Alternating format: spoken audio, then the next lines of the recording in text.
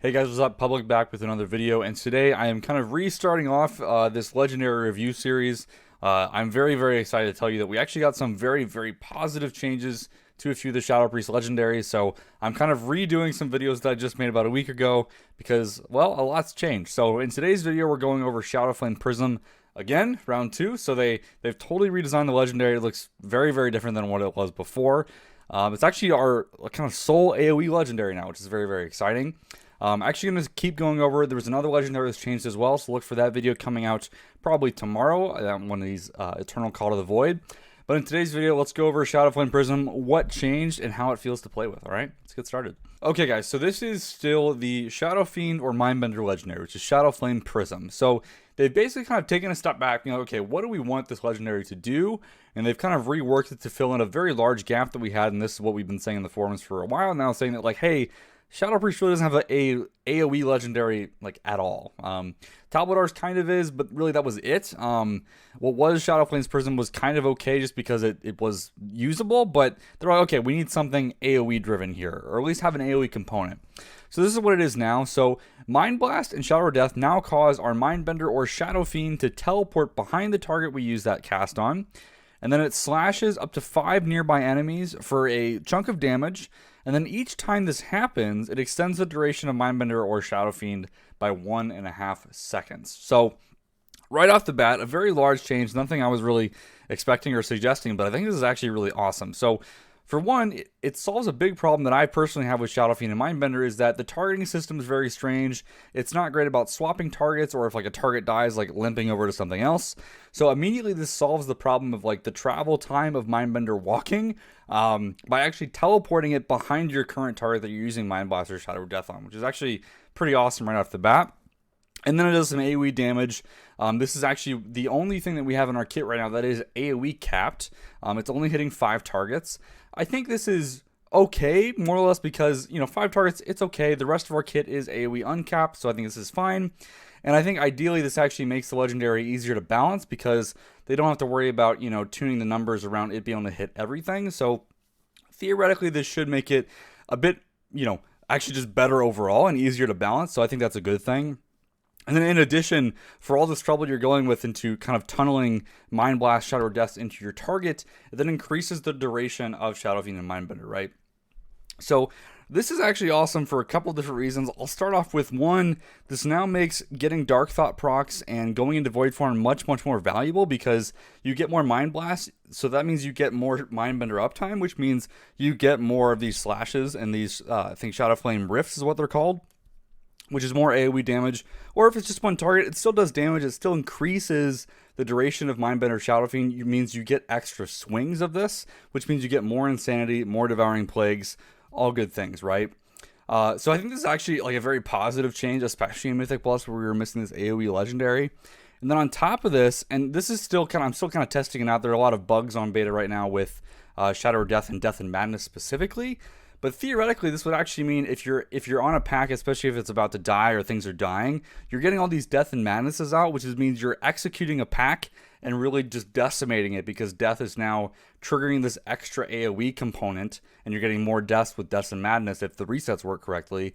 So I think that interaction is actually really sweet, and especially if you're also taking Surrender Madness, means you're getting more Mind Blast casts off because you do get that extra charge inside of Void form.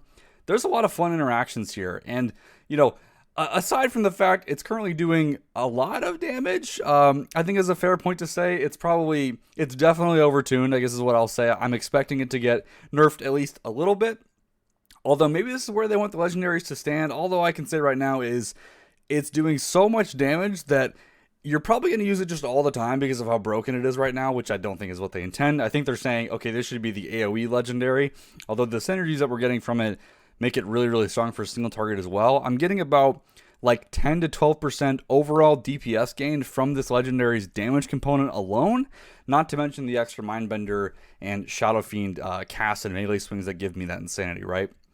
So all in all, this is actually a fantastic change. I'm more or less at this point just curious, like when they nerf it, I'm assuming it's getting nerfed.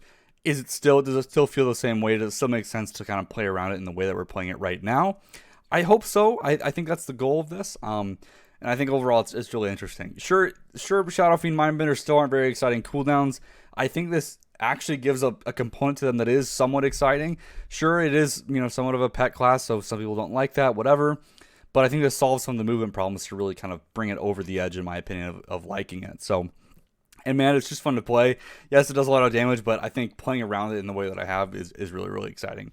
The other big part of this too is it's still a solid legendary to kind of stack up against a couple things. And this might be a problem depending on your perspective. So Night Fae still is a great bonus with this legendary, right? If you're using the Night Fae Covenant ability, you're getting more Mindbenders out, which means you're able to get more of these Shadowflame Rifts out on your targets. So that synergy is still there. It might still be too strong. I'm not quite sure because they really have to balance that Covenant ability around having this legendary. And the other big thing of this too, there is still a conduit that affects Shadow Fiend and Mindbender damage. As of right now on the beta, that conduit does buff the damage of Shadowflame Rift. I don't know if that's intended. It is just kind of, it's just saying right now the modifier is just attached to Shadow Fiend and Mindbender, which wasn't really a big deal before because it was just melee swings and the Shadowflame damage, which wasn't that much. But now we get this extra spell that's getting cast. It's actually doing a lot. So that conduit's going to be really, really strong if you're using this legendary.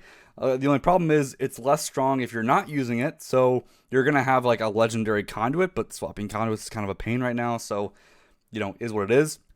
And the other big thing too that I want to call out here is that, again, this is somewhat disproportionately favoring Mindbender as a talent.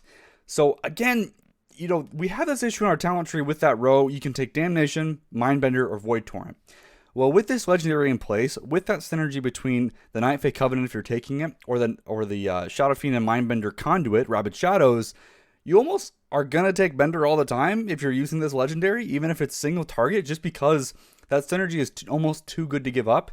Even if they buff Void Torrent, even if they change Damnation or buff it in some way, I think that interaction just makes Mindbender too strong of a choice, which might be a little weird for some players.